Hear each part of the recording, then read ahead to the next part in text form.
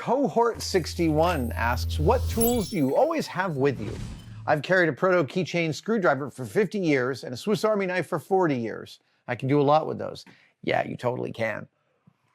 I have on my keychain here, I have a little tiny Stanley Proto-Industrial Tools. I think this was a sales tool.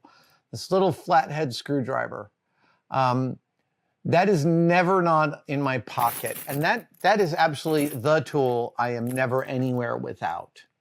Yeah, and like it's good for opening boxes because it's almost a blade. I have used it many times to undo screws.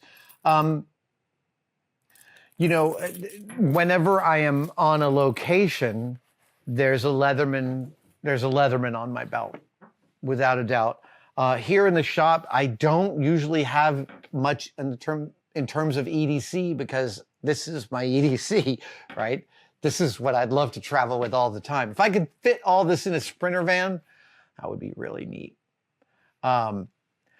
Interestingly enough, when we first started prognosticating Savage builds for the Discovery Channel, I was considering early on that one of the characters in the show would be a mobile tool van. And we budgeted out getting a Sprinter, putting a mini lathe mill combo in there, and basically making a mini version of my shop into a Sprinter. It would not be cheap. And in the end, I did not get enough of a budget to even remotely consider such a thing. But yeah. What else? No, you know, in my car, there is always a window breaker. Yeah, in the glove compartment of my car, there is always a window breaker, and that's because of our episode about escaping from cars underwater. I'm fearing that my answer isn't exciting enough. Yeah, because I'm not the mobile Swiss Army knife you might think of me as, but still, if I'm in your house and you had something that needs fixing, I could find what I need nearby. Mags131 asks, do you collect old tools simply because they're aesthetically pleasing or a mechanical curiosity? I think there's also so the answer to that question is yes. I collect old tools because they're aesthetically pleasing. I also collect them often because they're a mechanical curiosity. I'm trying to think of a good mechanical curiosity to show you.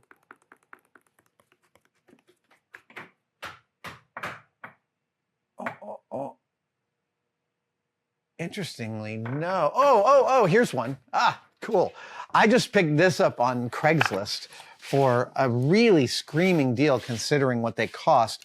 This is a force gauge that can measure up to 2,500 pounds of force.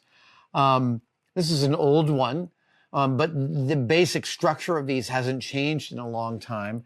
And yeah, so this is just a giant hunk of metal whose metallurgical properties are well known by the people that made this device.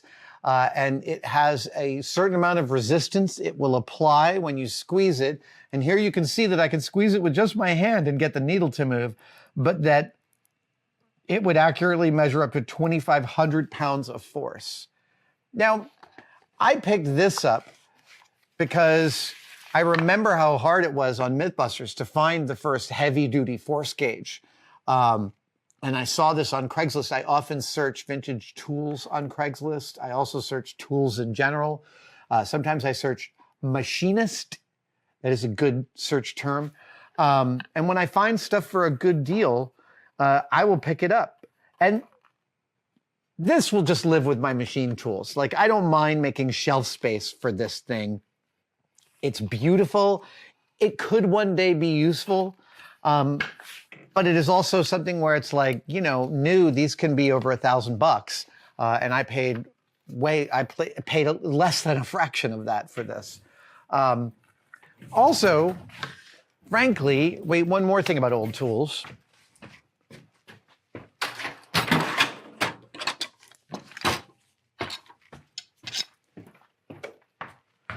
I think tools feel better. I think old tools feel better.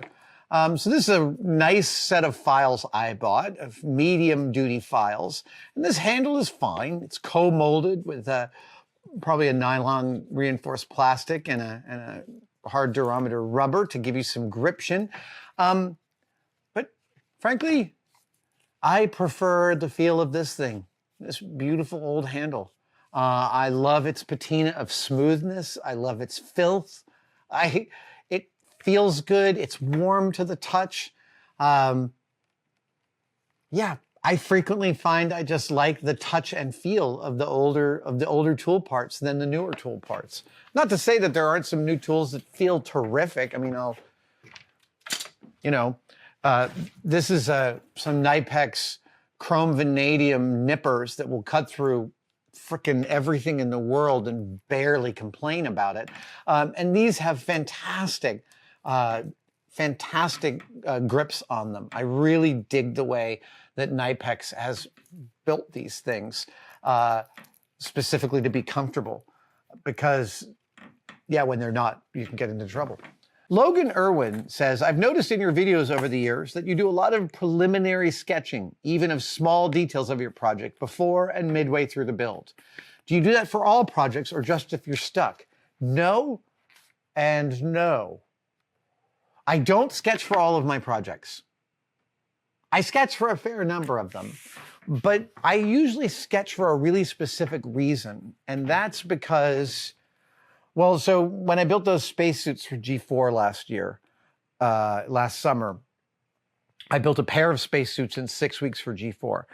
And the build was so complex and there were so many parts to it, I had to sketch it out extensively just to wrap my head around the totality of it. I can't jump into a build unless I know that I'm going to get to the other side of it. And it's easy to bite off way more than you can chew in a build if you don't know where the build can slow you down. So for that build, again, so many moving parts, I had to just start listing them and then drawing them and then realize where I would run into problems and start drawing solutions for that, and then realize more where I'd run into problems and draw more solutions. The more I draw, the more I put something in my head. I'm working, you can see behind me the R2 unit head. I'm re-tackling the interior of my R2. So I'm pulling out all the old wiring, redoing it from scratch, rebuilding a lot of his insides from scratch. And the devices and pieces that I'm making in and of themselves are pretty straightforward. But the wiring diagram is a pain in the butt. There's like 2 different power supplies. There's like 9 different things that all have to get powered. I want power switches on a bunch of them. And so last night I sat at my desk at home and drew up a terrible wiring diagram. But drawing a terrible wiring diagram is the first step to drawing any wiring diagram. You have to do this first pass. And I'm going to do a video about wiring diagrams specifically because I don't do official, like, I think would be like an industry proper wiring diagram. However, drawing out diagrams of the switches and the lights and the power supplies that I'm using have been such a sea change for me. And it started when I first started building that R2. So this is now 18 years ago, 2004. I was finally wrapping up my R2 for the first time. And I had all of these systems, right? You got blinky lights in the head, you've got steady lights in the head, you've got response lights, you've got, I had a sound system in it, I had a power system, I had a remote control system, I had receivers and batteries and all that stuff. And that was the first time I'd ever drawn out a real official wiring diagram.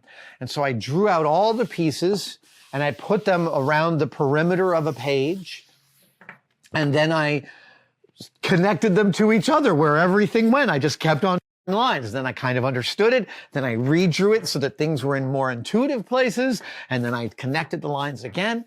And then when I had R2 all assembled, I simply looked at the wiring diagram and I was like, okay, so one wire from this guy has to go over to this guy. Great, next one. This wire from this guy. And I trusted the diagram. And reader, when I finally plugged in R2, everything worked on the first try. It was so awesome.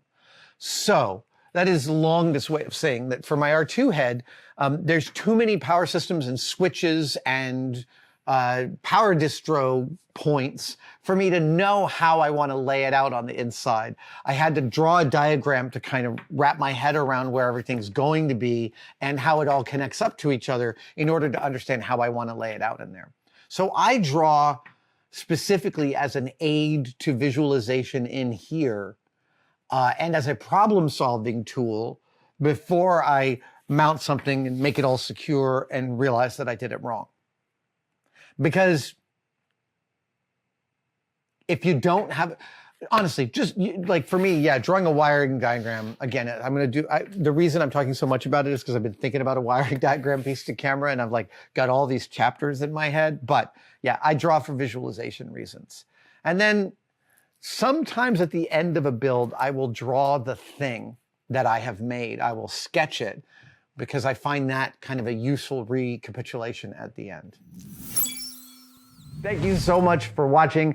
If you'd like to support us even further, you can by becoming a tested member. Details are, of course, below, but it includes all sorts of perks, and we're building them all the time. You get advanced word and behind-the-scenes photos of some of our projects. Questions, you get to ask direct questions during my live streams, and we have some members-only videos, including the Adam real-time series of unbroken, unedited shots of me working here in the shop. They are weirdly meditative. Thank you guys so much. I'll see you on the next one.